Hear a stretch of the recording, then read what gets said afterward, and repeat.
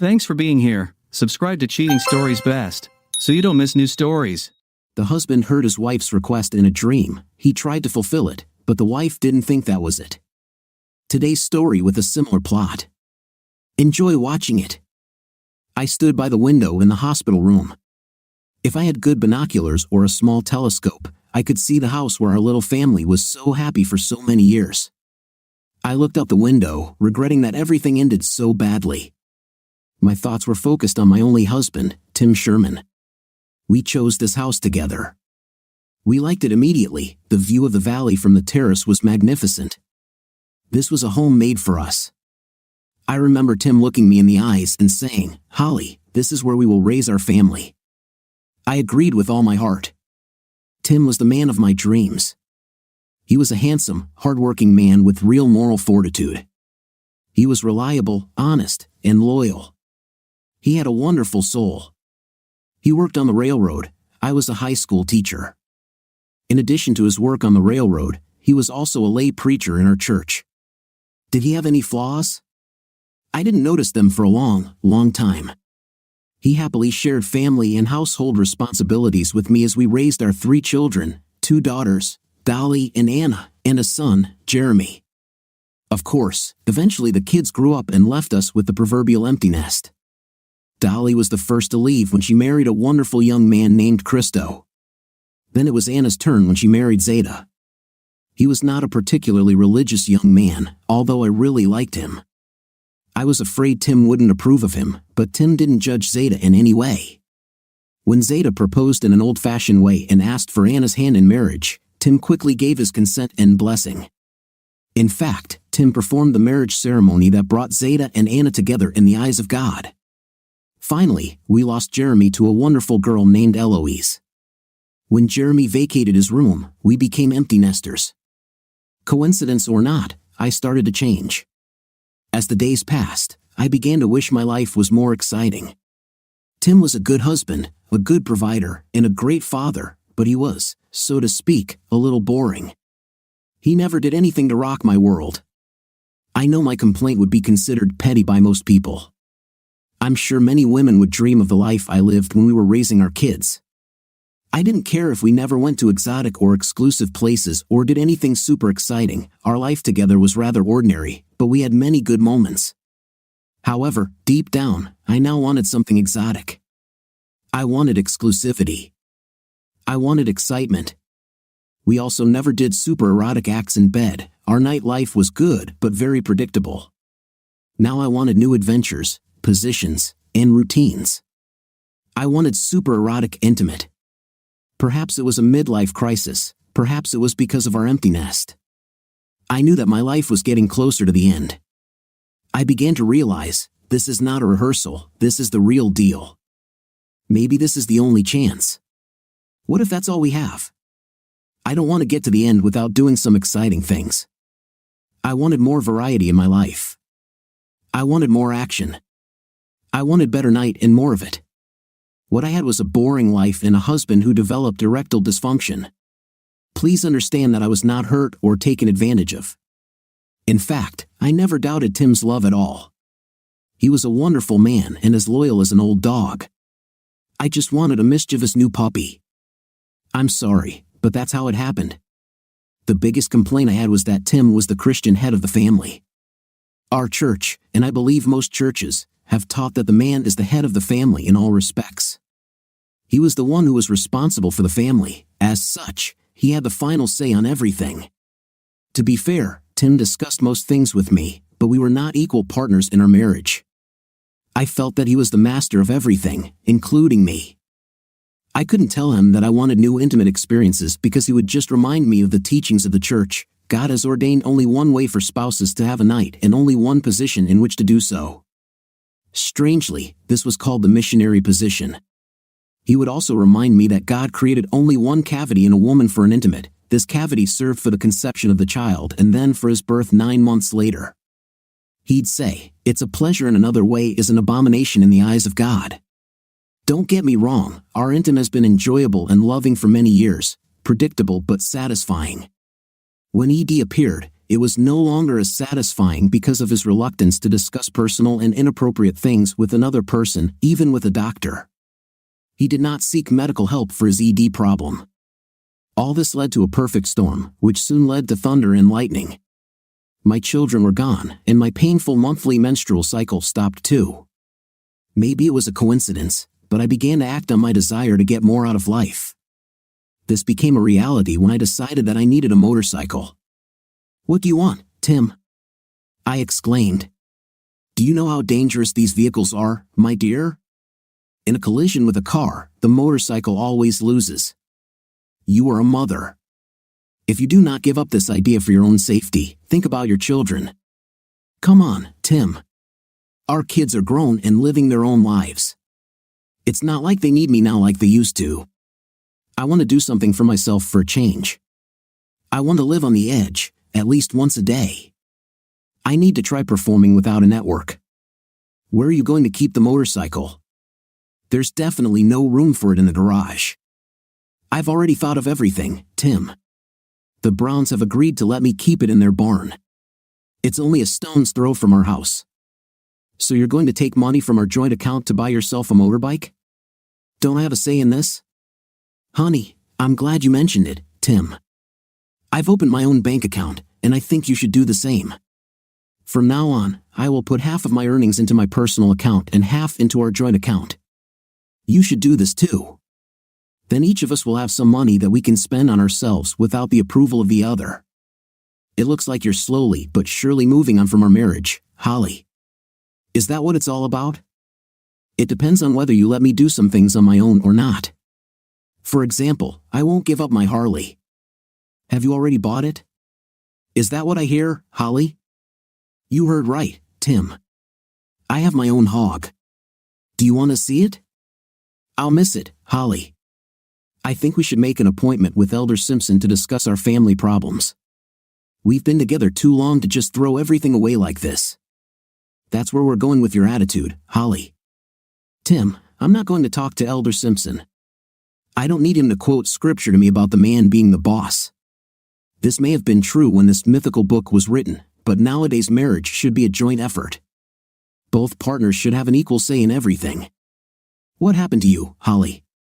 How can you call the Bible a mythical book? You of all people should know that there is no such thing as equality in everything. Things just don't work that way. Someone has to be the final authority, everyone must contribute. But ultimately, someone must be responsible for creating a solution in cases where the parties cannot agree. Why does this man always have to be a man, Tim? You know what the Bible says, Holly. Yes, Tim, I know these words. I don't think they apply to the modern world. After this conversation, Tim moved all his clothes into the spare bedroom. Everything that was left of our marriage was in grave danger. I joined a motorcycle club and began attending meetings and training sessions. I took horse riding lessons, safety classes, and even a few motorcycle repair classes there. I met Stephen Barber. He was at least 10 years younger than me. I was attracted to him, and I could tell he was interested in me too. I don't want to brag, but I look much younger than my age. When I hang out with my daughters, we are often considered sisters. I don't look old enough to be their mom. Stephen was very surprised when I told him my age, but that didn't stop him from giving me the full press. We went to many motorcycle events and picnics together. On buddy trips, we were always buddies. At that point, we only talked at motorcycle events. We were both married. My children were already grown up, but Stephen had 3 teenage children, 2 daughters and a son. Of course, we were attracted to each other and had a good time together, but that was where it ended. Stephen worked as a car salesman. I decided to trade in my old minivan for something more exciting. I talked to Stephen about this. He said he had just the right car for me. I walked into the showroom, and he showed me a bright red Mustang. I needed this. We agreed on a deal. Stephen gave me a very good deal. After the sale was completed, Stephen suggested we celebrate with lunch together. It was the beginning of a relationship that included more than just motorcycle-related activities. Over time, lunches turned into dinners. Dinners soon became something that could only be called date nights. We had to be very careful. We had to dodge. It was difficult, but the relationship developed slowly but surely. We both thought our marriages were sinking. I was especially afraid of being responsible for the destruction of his family. I didn't want to be responsible for hurting his young children. He assured me that his marriage was already over. No matter what happens between us, he will get divorced. Meanwhile, my marriage became more and more fractured. When I brought the Mustang home, the real shit hit the fan. What the hell are you trying to do, Holly? Can't you act like an adult? First a Harley, and now a Mustang. You think these things are going to make you a young girl again? Who are you, anyway? For God's sake, grow up and act like an adult. At that time, Tim told me that we would go to Elder Simpson the following week. It wasn't a choice, it was a team. Remember, wives should submit to their husbands in everything. Listen, Tim. I don't believe in this nonsense anymore. You can talk to the exalted elder all you want, but I won't go. Our children are all gone. They were the only connection that kept us together for the last year or so. If you try to force me to talk to Elder Simpson, I'll end it right now. I'm serious, Tim. Our marriage is in your hands. The next day when I returned home from work, Elder Simpson was sitting in our living room with Tim. I just turned around and walked out the door. I went to my sister's house and spent the night on her couch. The next day, I decided to move out. After Tim left for work, my sister and I drove her pickup truck to our house. It took a few trips, but I soon became a semi-permanent resident in her guest bedroom, and many of my belongings were put into storage. Most reminders of me were removed from the home I had loved so dearly over the years. Without warning, I took the first step out of our marriage. This was soon followed by additional steps. I contacted a law firm specializing in marriage and divorce issues. They assigned me a lawyer. His name was Alvin Lane. He had a degree in psychology in addition to his legal qualifications. I explained my situation to him and told him that I wanted to file for divorce. He searched my heart and mind looking for ways to save my marriage, but ultimately gave up and instructed his legal team to prepare the necessary documents.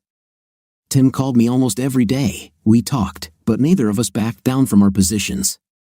After we received the divorce papers, we agreed to meet in a nearby restaurant. He was still looking for ways to save our marriage. I told him I didn't see a future for us since he didn't consider our marriage a partnership. He covered his face with his hands and said, "You accused me of extreme mental cruelty." Seriously? I thought that meant I told you that you were a terrible wife or that you weren't a good mother, something like you were a bad person and I regret marrying you, or maybe throwing curse words at you. Have I ever done any of those things? Can you give me an example of my mental cruelty? I replied, "What about wives should submit to their husbands in everything? Isn't that a mentally cruel statement, Tim?" Holly, these are not my words. Holly, if you believe in the Bible at all, you know these are the words of God.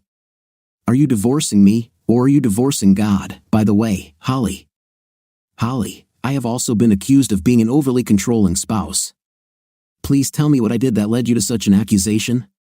Well, for starters, you never let me drive the car when we went somewhere as a family. Did I ever let you drive?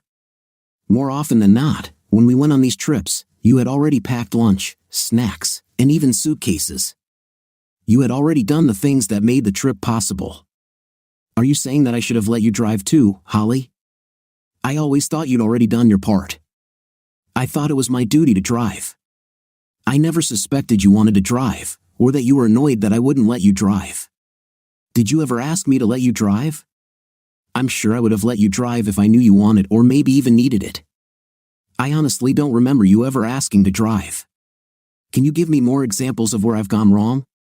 Please, I need to know, Holly. Oh, Tim, these accusations are just legal jargon. They give some reason for us to break up, like cheating, abandonment, or irreconcilable differences.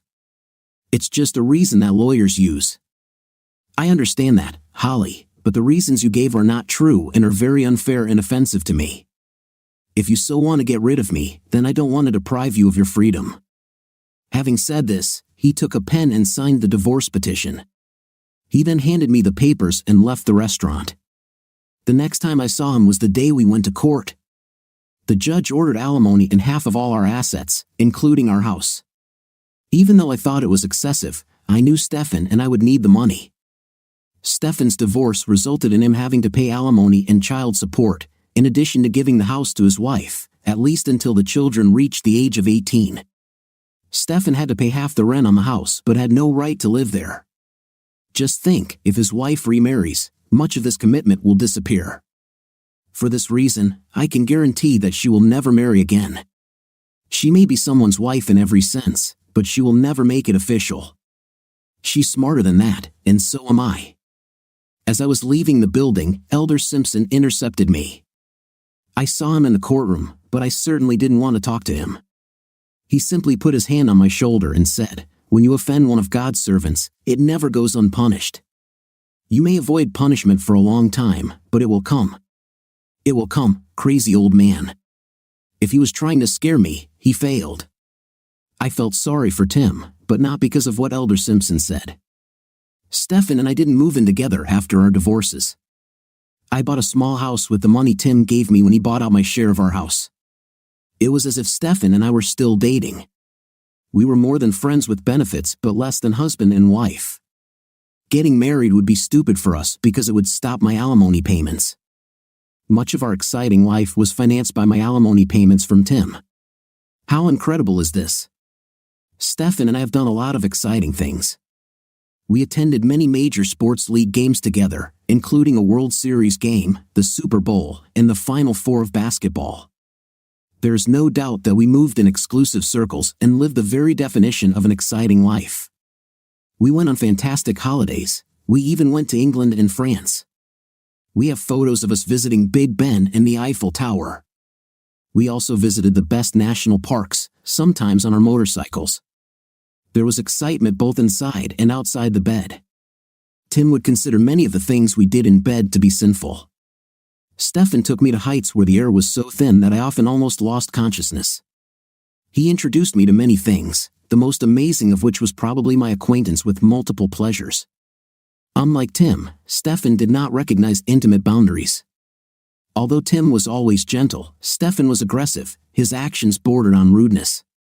He dominated me, and I loved it. In some ways, I fulfilled my biblical role with Stefan more than with Tim. I completely submitted to my man, as instructed in the good book. However, I am confident that Elder Simpson would not have seen it that way. He would have given me over to the devil and sent me straight to hell. At first, all my children turned their backs on me. That was the only real price I paid for what I did.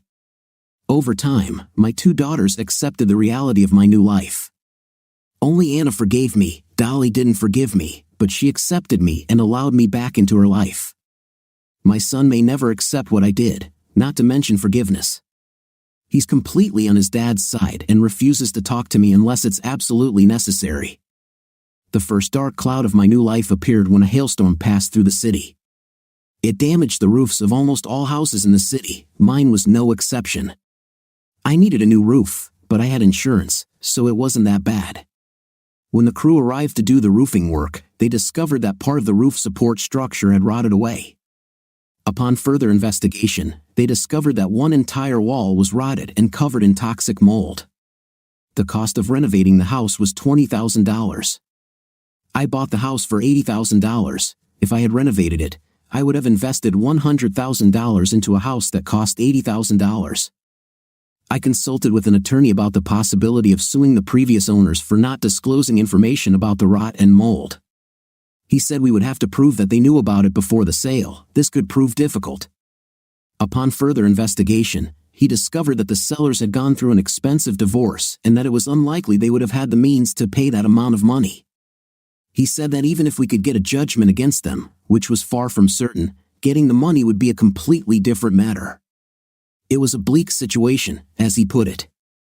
A few days after I received bad news about my house, while I was surfing the internet on my iPhone, a pop-up window appeared. It said, "The former believer rejected God. The punishment will be 3 curses. The first curse has already begun, 2 more to follow unless immediate repentance occurs." Really, a curse? I concluded that the curse statement could have been sent by one of 3 people, Tim, Jeremy, or Elder Simpson. Regardless of who was responsible, it was a despicable act. This was definitely not a Christian act. How did they get it to pop up on my iPhone screen? This in itself was a mystery. After 2 days, I began to believe in curses. Somehow, the city found out about the condition of my house, an inspector came, and my house was declared uninhabitable. This meant that I had to leave the house immediately. I then had 30 days to begin repairs or demolish it and remove it from the site. The only other option was to sell it to someone else with full disclosure of the rot and mold. What are the chances that this will lead to a sale? I also learned that insurance companies like to collect their premiums but don't like to pay out money. They would cover roof replacement, but rot and mold were not covered under my policy. My damage was enormous. I knew paying $20,000 to renovate the house was not an option. Demolition and cleanup would have cost me $88,000. Considering that I could have gotten $122,000 for the lot, my loss would still be $76,000. I discussed this with Stefan, and he reluctantly invited me to move in with him. This brought some complications when it was his turn to host the children. It also allowed me to see some sides of him that I hadn't seen before. We were lovers, and as such, we were together a lot, but we each had our own little sanctuaries where we could retreat, which meant that we each had our own private lives. We had the best of both worlds. When I moved in with him, we were always together except when one or both of us were at work. This was a completely different matter. Things that didn't bother me before when I saw them occasionally bothered me much more when I saw them all the time. It was a bunch of little things: his facial expression when I said something he didn't agree with, how quickly he got angry when something went wrong, how he was full of opinions about people, especially my friends. Of course, there was also the universal problem of the raised toilet seat. Nothing big, just a lot of small but annoying actions and looks. I was particularly disappointed in the way he treated his children. He was very intolerant and quick to punish. It wasn't my place to interfere, so I didn't say anything. His parenting skills were far from what I had seen in Tim. After a month had passed, one day on my way to work, I saw Tim's truck parked outside a hole-in-the-wall cafe where he liked to have breakfast. I decided it was time to confront him about this whole curse thing. When I entered the cafe, he was sitting at the counter. I sat down next to him and said, "Let's go to the booth." He looked at me with a surprised expression on his face. He signaled to the waitress, took his coffee, and walked to an open booth. I sat down opposite him and ordered coffee and Danish pie.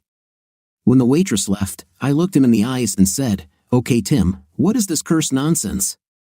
His look convinced me that he had no idea what I was talking about. I lived with him for enough years to be able to read him. "What are you talking about, Holly? This is even for you. What do you mean by the curse nonsense? Looks like you need to shed some light on this," he said before we get to that. "Look at this," showing him the city sentencing report. He looked stunned. "I've heard from the kids that you had problems with your house, but I've never heard of it being declared uninhabitable. Can't you get your money back from the seller?" he asked. I tried. I consulted with a lawyer. He said I could get a judgment against them, but that was unlikely as we would have to prove they knew about the problem when they sold. Even if we got a decision, the chances of getting the money were very low. They divorced, went bankrupt, and left the area, the lawyer said. After the divorce, they had big financial problems. "I can understand that. Been there, been through it," Tim said. I ignored his comment and showed him the message about the curse, saying, "If you're not behind this message, then I think it must be Jeremy or Elder Simpson." "Holly, how would it help me to do anything to hurt you? I need everything to go well for you and your lover so that he will marry you, and I could start saving some of my salary. I swear to you, I don't know anything about this message. As for Elder Simpson, he died 2 months ago. How did you not see this in the newspaper? His car was hit by a train. It was all over the news. It must have been when Steph and I were abroad. I didn't follow the news from my hometown. The children told me about your trip. It must have been nice." "It's a pity I can't afford such a trip," he replied. I ignored this comment. "Looks like I need to talk to Jeremy. He must be behind this," I muttered. "Holly, he doesn't approve of what you did to me and our family, but he would never do something like that. The boy still loves you. He just can't handle the consequences of what you see." Paused. "So where did this message come from, Tim?" Do you expect me to believe that it was sent by an angel? No, I think you should pay attention to your lover's wife and his relatives. They are the ones who suffered the most from your actions. I was knocked down, but they were knocked out. His wife seemed to take it quite calmly. Tim, she doesn't seem like a vindictive person, I replied. If she accepted the loss of her husband and family without thoughts of revenge, then she is a saint, Tim replied. Listen, Holly, I know the fire chief well. We play cards once a week. I think I could make an arrangement for you with him. You could offer them your house for a training exercise. They could burn it down and clean up the area at no cost to you. You could then put the property up for sale. I'm not saying you'd get all your money back, but you could minimize your losses. You'd also get a tax benefit since it would be considered a donation to a charity. If you want, I can ask him to call you. I thought quickly in my head. Losing $68,000 would be better than losing $76,000, plus with the tax break, I could end up losing less than $68,000. I thanked Tim and asked him to arrange it with the fire department. I left the restaurant thinking about Tim. He had every reason to hate me, but I'm sure he had nothing to do with the false mold report. I think his idea of donating the house to the fire department might be my best option. I doubt anyone would buy a house that has been declared uninhabitable. I could be trapped having to pay for its demolition and cleanup. Donating it to the fire department would save me from that. 2 days later, I received a call from the fire chief. He wanted to inspect my house to see if it was suitable for a training exercise. He asked about the mold, and I told him the whole story. I met with him at the house, and he inspected the damaged area. Then he said he wanted a structural engineer to inspect the damaged area to see if it would be safe for his people to conduct a training exercise. The engineer arrived about an hour later and completed his inspection. He told me he would give his report to the fire chief the next day. Tim called me and said he had good news. The structural engineer's report showed that the mold in the house was not toxic. He tested it in 2 different laboratories, and both confirmed that the mold was not toxic. The original report was incorrect. Dry rot can be repaired, and non-toxic mold can be easily removed. A local company can make the home safe and habitable for about $5,000. The work can be completed in a week. Needless to say, I was delighted. I'm so glad I decided to stop and talk to Tim that day and how grateful I was for his interest in my problem. Stefan was no help at all. Thanks to Tim, we discovered that there was no toxic mold and that rotten wood could be replaced for little money. Who was behind all this false information that led to my home being declared uninhabitable? Could I hold someone accountable? 2 weeks later, I returned to my own little house. I was very happy to be in charge of my life again. The truth is that I didn't really enjoy living with Stefan. I believe he, too, was relieved to see me leave. It also meant a significant reduction in the time I spent with Stefan. Our dates have been reduced to a minimum. When I threatened to sue the company that filed the false mold report, they settled the case and paid for the repairs. In the end, it didn't cost me anything, and I had a new roof and a healthy home. At that moment, I stopped and thought. It did not escape my notice that when trouble struck, Stefan did next to nothing to help me. It was Tim who came to my aid. After everything I did to him, he was by my side. He could have reveled in my karmic retribution and left me in the lurch, but he is not that kind of person. When we started having problems, if Stefan had satisfied some of my whims and allowed me to wander a little, maybe buy motorcycles for both of us, I would be happy. I think contentment is a key word for us. In many ways, I was happy with my life until the day I stopped being that way. I was content with my husband, my family, my home, and even my church. My nightlife was by no means the same as what I had with Stefan, but I was happy with it. In fact, the feeling of satisfaction I felt while cuddling after night with Tim was just as powerful in its own way as the excitement I felt with Stefan. Having said that, I know I could never be intimacy satisfied with Tim anymore, not after experiencing Stefan in bed. There's one case of escalation, it's hard to go back. Escalation feeds on itself. Once I experienced the new intim positions and the almost painfully erotic sensations that Stefan provided, I looked forward rather than back. How long will this go on before I need something new to satisfy? Escalation requires more, not less. I started to wonder if I could change this. Can I go against the grain and start downshifting? My thoughts were interrupted by another pop-up message. This time, it simply said, "The second curse is coming. Be ready." Nothing bad happened until the following Thursday when I received a frantic call from Anna saying that Maxwell, my grandson, had been in an accident on his ATV. He was in the hospital, having suffered serious head and back injuries. Doctors warned that there was a chance he would be paralyzed. Stefan was on a business trip to a car show. Without hesitation, I picked up the phone and called Tim. He was also informed and was about to leave work to pack his things and go to Anna. "Tim, do you want to come with me?" I asked. "I can come and pick you up. I've already packed my bags. I can be at the house in a few minutes. Just look for my Mustang, Holly. Let's take my SUV. This Mustang has too many bad memories for me. Plus, an SUV has a lot more room for luggage and stuff." "Okay, Tim. I understand," I replied. "You know where I am. I'll be ready when you get there." I called Stefan and left a message telling him what happened. I told him that I was going to Anna to be with her family and help. However, I didn't tell him that I was going with Tim. When Tim arrived, I put my things in his SUV. During this, I told him that I had received a second message about a curse which may have caused Maxwell's accident. "Holly, are you saying you received another one of those messages and it predicted what happened to Maxwell?" he exclaimed. "Show it to me, Holly. What does it say?" I showed him the message and handed him my phone. He took my phone and handed me the keys to his SUV. "Do you want me to drive?"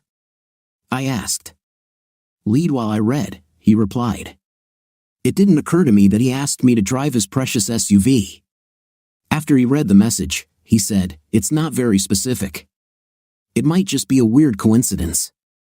"Maybe," I replied, "but you admit that would be a damn strange coincidence."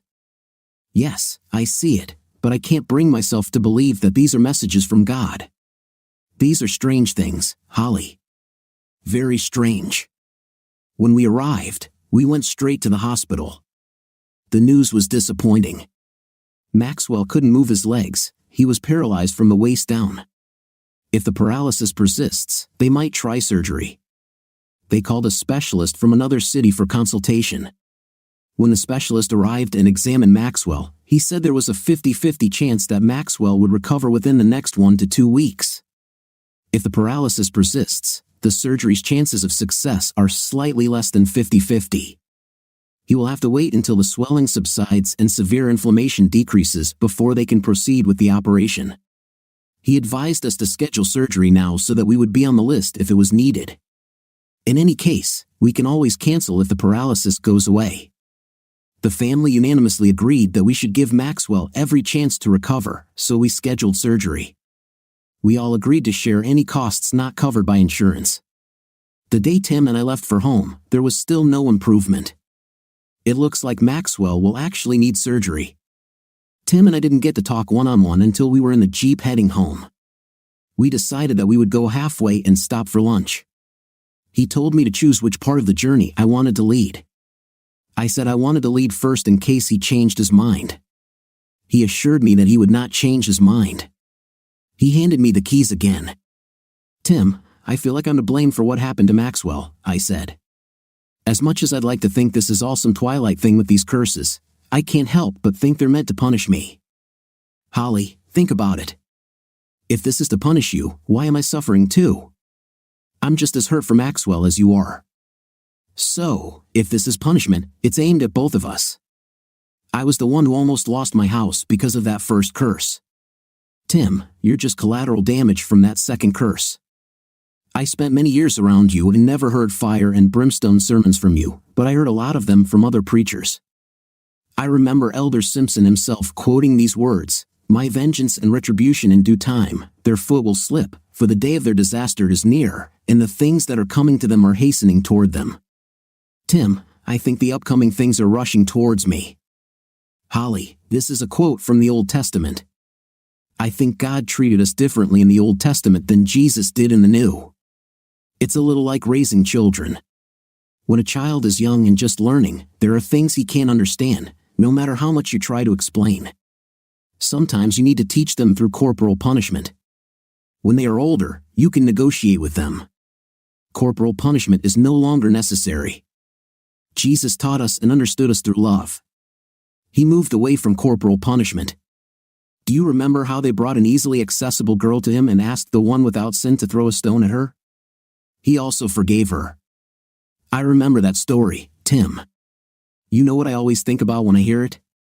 I always wonder why Jesus didn't ask where the man was. It takes two to tango.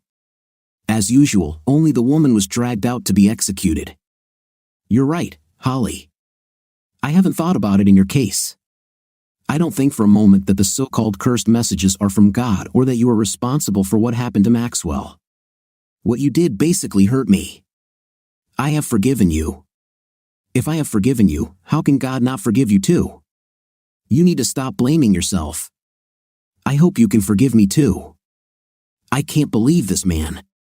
I heard him as much as I could, and he talks about forgiveness. What kind of person is he? Why did I turn away from him? When Tim dropped me off at the house, I kissed him lightly on the cheek and thanked him for everything. My son still doesn't talk to me, my daughters put up with me. They were nice to me when Tim and I went to Maxwell's, they were nice to me but treated Tim with love. The difference was palpable, and I felt it. Everyone saw it. Tim went above and beyond to include me in everything. I believe Tim has truly forgiven me, his actions prove this. Ever since Tim said it was probably Stefan's ex who was sending the messages, I've been thinking about Celia. Was she behind it? Did she have the computer skills for something like that? Or was it Stefan himself? Were the two of them involved in this? I just do not know. My mind went numb. All I know for sure is that I made a terrible mistake. I wanted an exciting life, and I more than got it. I ruined the life of a good man who had proven himself reliable over the years for the excitement of a young man who offered everything I thought I was looking for. Stefan was very good in bed. Night with him was never boring. Yes, we went on exciting trips and attended exclusive events together. Never mind that we financed most of it with my alimony payments from my average ex-husband. It doesn't matter that he never proposed to me or bought me a ring. He had no intention of killing the goose that laid the golden eggs that made it all possible. However, things began to cool between us. I began to suspect that he had found someone else. What did I expect? He cheated on his wife with me when I wasn't even married to him. What could keep him from leaving our relationship? What could keep him from cheating on me? I knew the answer to this question, absolutely nothing. The weeks passed. I rarely saw Stefan. I haven't seen Tim since we returned from visiting Maxwell. Talk about an ordinary life. I admit that I was excited. I had a collection of dildos, but they didn't do much for me. So, I was pleasantly surprised to see Stefan coming up my driveway just after I got home from work. I offered to cook us dinner. He said, "Don't worry about dinner, you'll have plenty to eat. I have a pleasant surprise for you." He picked me up and headed into the bedroom. I won't lie, I was prepared for what he had in mind. We were on my bed, he warmed me up with his caresses. He didn't intend to do anything more than foreplay. I was like a firework. It wasn't like Stefan, he had never delayed things like this before. I was on the edge. I was about to grab one of my dildos when the doorbell rang. Stefan jumped up and ran to the door was without clothes. I heard him talking to someone in the living room. Why did he let someone into the house? That question was answered when the bedroom door opened, and he walked in with two other men without anything. I looked up and said, "What the hell, Stefan?" "Well, Holly, my little girl, I remembered your fantasy about something new in night. Now your fantasy becomes reality. Together, the three of us will give you an unforgettable experience." For some reason, his hatred of what Jamie had done to him turned into sympathy for this woman who went from desire and passion to hopelessness and regret. He saw me as Jamie before her fatal affair. He wanted to do for me what he couldn't do for her. He was sent by God to this devil-possessed woman I had become. We shared our lives through endless conversation that day. It continued through the simple but delicious lunch he prepared for us and dinner at a nice restaurant that evening. When he drove me home, I felt like I was with an old friend. He said he felt the same way. When we arrived at my entrance, he jumped out and opened the door for me. He left his car running as he walked me to my door. I was confused. I asked him to park his car in the garage and stay with me for the night. He said he couldn't switch that quickly. He said, "I participated in your desecration last night, and now I will be your lover tonight. I want to be your lover, but I want it to happen when you calm down and understand everything that happened." I watched him drive away, and it was like saying goodbye to my best friend. Basically, he said saved me. Yes, he participated in that intimate, but so did I. I may have become a victim as events progressed, but in the beginning, I was a willing participant. One thing is clear, I lived through my fantasy, and there was nothing left of it in my heart and brain. No more fantasies for me. I want reality, whatever it turns out to be. Then came another vital day. That was the day Anna called to tell me that Maxwell was improving. That night, he moved his ankles and toes. He could also feel touches on his legs. Doctors gave him a very good chance of a full recovery. Full recovery. It couldn't be better. I was as happy as I could be in months. Maxwell is doing great, and I'm back in my little house. God is in heaven, and all is well on earth. The only thing that bothered me was that Anna said that she tried to call her father several times to tell him the good news, but both his home and cell phones went to voicemail. She left messages, but there was no response from him. It was strange. I decided to drive past the old house on my way to work. His truck was not parked in the yard, but what struck me was the for sale sign on the lawn. I called Dolly. She couldn't contact her father either. But she was just as surprised as I was to see the for sale sign. She speculated that some children might have put it there as a joke or that the real estate agency had placed it there by mistake. I saved the real estate agency's phone number in my phone contacts. While I was doing this, I received another pop-up message. It said, "Today comes the third and final curse." Now my day was not so happy. When I arrived at work, I called the real estate agency. They confirmed that Tim Sherman had authorized his son Jeremy to list the house for sale. The listing was completed 2 days ago. With this information, I decided to do the only thing I could, gather my strength and call Jeremy. He might tell me to go to hell, but I had to try. I called his cell phone, and he surprised me by answering. "What do you want?" he growled. "Jeremy, I know you hate me and you have good reasons. But for the love of God, son, please tell me why your father is selling the house and why you won't answer the phone. Why do you need this, Mom? Why the hell do you think this concerns you? You left him for some slug, forgot about it, okay? Jeremy, if the mistake I made can never be forgiven, if you can't understand that I never stopped loving you or your father, then perhaps it's just like your father always said, if I needed to know, I would have been told. You remember him saying that, don't you, son? Okay, Mom. Since you think you're responsible for what's happening, I think you should know what you did. That man you left after all these years together, that man you still claim to love? That man is dying, Mom. He's dying. He is in a cancer hospital in Houston. I'm the only family member here at his bedside. When you thought he had ED and left for someone more masculine, when you found a lover to replace your non-working husband, did it ever occur to you that it could be something more than just erectile dysfunction? Did the word cancer come to mind? In your absence, I brought him here to Houston to have his prostate removed. When they did preliminary staging tests, they found that his cancer had spread. It was stage 4. When I asked the doctor about the extent of the spread, he said that the list of places he didn't get to would be shorter than the list of places he did get to. Maybe that's why you can't get through to him. Better go back to that male who makes you happy in bed. Daddy can't do that anymore. You were right about that, Mom. It's good that you found that guy. At that moment, Jeremy's shell cracked, and he began to sob. Son, listen to me. I'm on my way to Houston right now. How do I get to the hospital? What's his room number? When Jeremy was able to speak again, he announced that they were returning home. They will leave in a few hours. Tim will be moving into skilled nursing at a home right next door to our old home. He will remain there until he dies.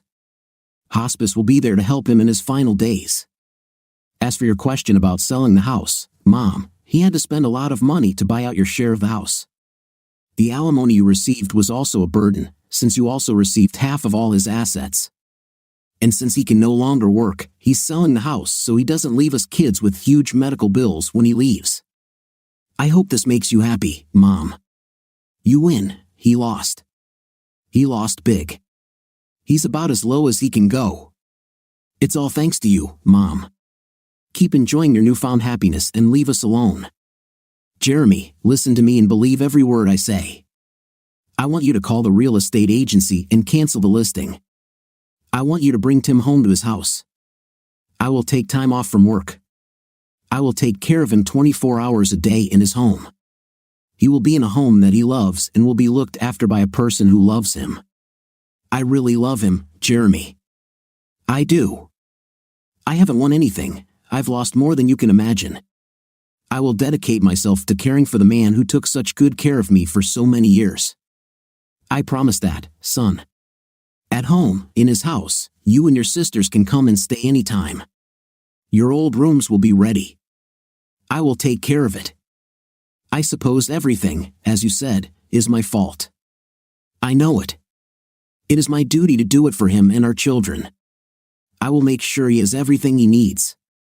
I will use that money you mentioned to do everything I can to make him feel comfortable. Jeremy, can you do this for him? I'm begging you, son. Please help me help him. It makes sense, son. You know it does. When Jeremy calmed down, he replied, "Thank you, Mom. I was praying for something like this to happen. I was praying for a miracle. I never imagined after everything that happened that you would be the miracle. I'll make calls to the real estate agency, real estate, and long-term care facilities. I'll cancel both. I'll bring Dad home. Thanks, Mom." I was sitting on the porch swing when Tim and Jeremy pulled up to the house. I ran out to the car and opened the passenger door. I helped him out of the car and walked with him hand in hand to the porch steps. It was difficult for him to climb the stairs, but with my help, he managed. I was shocked at how weak he had become since I last saw him. He was out of breath when he finally sat down in his favorite chair. Jeremy showed me the bag of medications the hospital sent home with him. There were 3 sheets of instructions on how and when to take the medications. The first step was to make Tim comfortable. Then, I prepared snacks for him and Jeremy. After Jeremy left, Tim and I stayed together in this special house for the first time in many moons. We talked like 2 old friends who had not seen each other for many years. We had a lot to catch up on.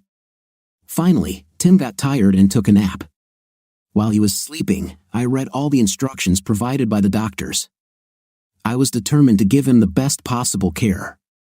When it was time for bed, I helped Tim into bed. He suffered from severe back pain. I rubbed the provided ointment onto the sore spot. Finally, he was able to relieve the pain and fall asleep. I climbed into bed with him. I wanted to be there if he needed anything. One night, I sensed that he was in trouble. He seemed panicked. I reached out and touched him. He looked at me, and there next to him, he grabbed my hand. He calmed down immediately. He held my hand until he fell asleep again.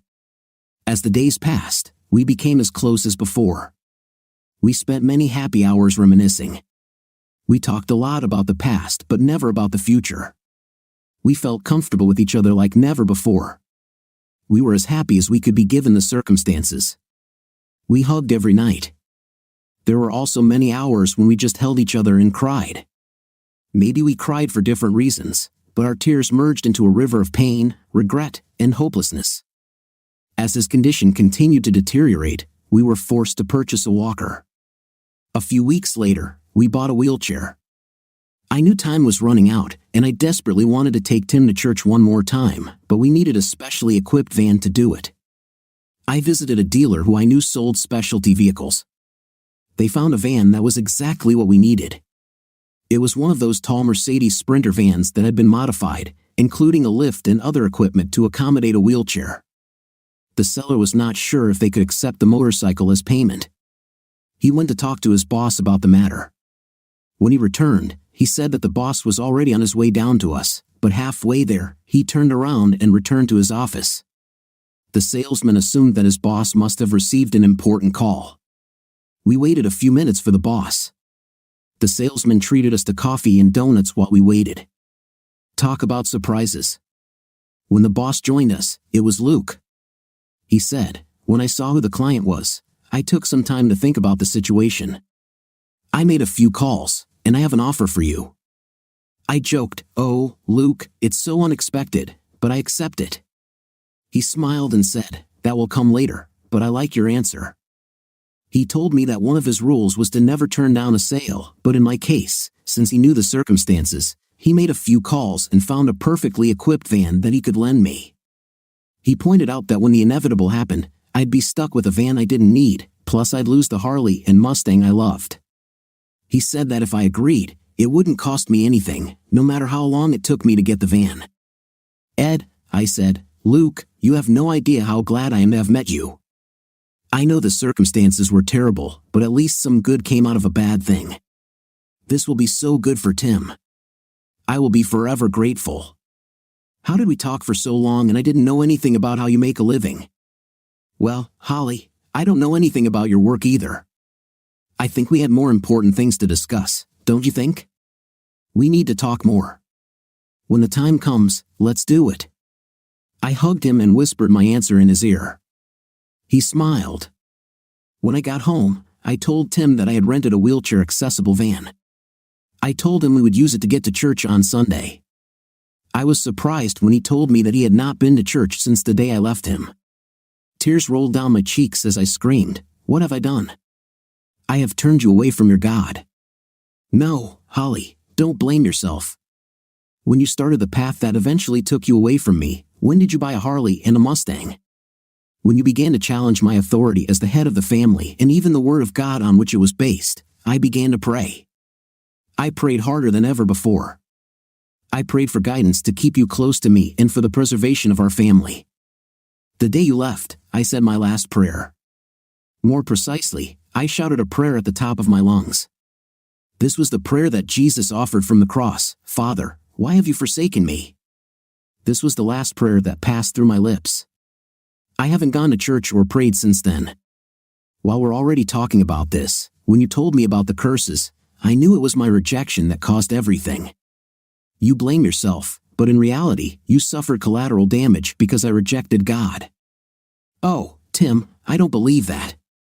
Your God would never turn his back on you like that. You've served him well for as long as I've known you. He's a God of love, Holly. Look at me. Does this shell of a man look like a man loved by God? Do you think I feel his love? I've never felt so alone. I've lost both you and God. You may have lost me for a while, but I'm sure you haven't lost God, I said. Then, out of the blue, he asked me if I was a feminist. I really didn't want to venture into uncharted waters that could be counterproductive, but I knew I couldn't ignore him. I told him that I was more of an egalitarian than a feminist. I don't know if there is such a thing, but that's what I believe in. I am for marriage equality. That evening, I prayed for the first time in a long time. I admitted to God that I don't know how he awards points for entering heaven. I stated that if I had accumulated any points for being a devoted wife for over 20 years and raising 3 fine children, I would like to have those points transferred to Tim's account. I admitted that it was my fault. Fault that he lost faith on Sunday. We actually went to church. Everyone was so happy to see us. We were received with open arms. It seemed like we never left. We met Elder Young. He was Elder Simpson's successor. He had an appropriate name as he looked very young. It was very different in many aspects from its predecessor. It was good to be back in our church home. I repeated the prayer I said on Friday as I stood at the altar of their church where Tim and I got married. I have never prayed harder in my life. When we were leaving, I saw Luke. He was talking to Elder Young. Tim was busy talking to his friends, so I excused myself and went to Luke. Elder Young saw me and said, "Holly, this is my big brother Luther." I extended my hand as if we had never met, but Luke held my hand in both of his as he said, "Brother, this is the woman I told you about." Elder Young said, "I completely understand. I pray to God that he surrounds you both with his forgiveness, love, and blessings. He's not done with you two yet." Luke squeezed my hand, saying, "I sure hope so." When someone else started talking to Elder Young, I turned to Luke. It seems like there's a lot I don't know about you. Did you tell him how we met? Every detail, Holly? He reminded me that God works in mysterious ways. Can you imagine a weirder or more mysterious way to meet the person you'll marry? He asked. No, I cannot. Did I understand correctly? Did I just receive my second marriage proposal of the day? When the moment is right, I will do it right. In the meantime, just make room in your heart for me. Already done, Luke. Already done. With these words, I returned to Tim, with a tear on my cheek. Deep down, I knew that I was going from one good man to another. Deep down, I knew I didn't deserve any of them. I am so grateful for the last 2 months that Tim and I were able to spend together in our family home. I am glad that the children could come often. We were all together for Independence Day. The view of the fireworks from our veranda was magnificent. It was so good to be a family again. I knew the end was near. In my thoughts, I imagined the whole family gathering at Tim's bedside in our beautiful home as he passed peacefully into the arms of his God. It wasn't like that when it happened. That night, Tim was in worse pain than ever. I gave him the maximum allowable dose of painkiller, but it didn't help. Suddenly, he couldn't breathe.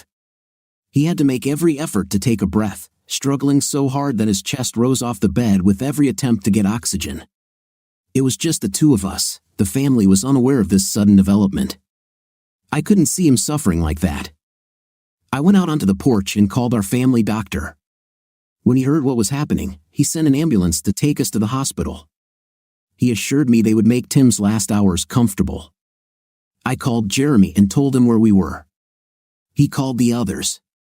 When I was allowed into Tim's room, he was already receiving medication through an intravenous drip.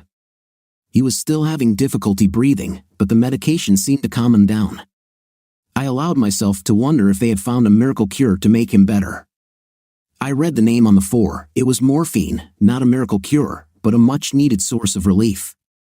A few minutes later, he was sleeping peacefully. A few hours later, the whole family gathered at his bedside. Elder Young was there too. We were all there with him, wondering if each breath he took would be his last.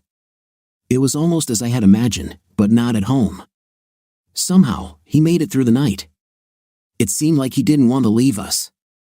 One of the nurses suggested we talk to him and let him know it was okay to let go. I refused to do this. It was not okay. I wanted him to be with me as long as possible. As the first rays of the sun shone through the window, I held his hand in mine and swore that I would never let go. And I didn't let go. I held it until the end of his life, which came about 15 minutes later. The alarm went off, and we all looked at the heart monitor. It showed a straight line. I stayed with Tim until they came for his body. As they carried him away, I swear I saw something leave his body and fly out the window. I ran to the window and watched it fly away. It made a loop towards our old house and then went straight up. I watched it rise and waved goodbye to it, saying, "Fly away, my love, fly to a better place where you will be truly appreciated. Fly away." Through my tears, I saw Luke enter the room. He came up to me and hugged me, wiping away my tears, and stayed by my side as I continued to stand at the window. If I had good binoculars or a small telescope, I could see the house where our little family was so happy, but I knew it would never again be a place of happiness for us. It was not the house that provided our happiness, it was the family who lived and loved within its walls. It was laughter that echoed in the corridors, memories everyone cherished. It was joy that radiated from every window, a world that permeated every corner.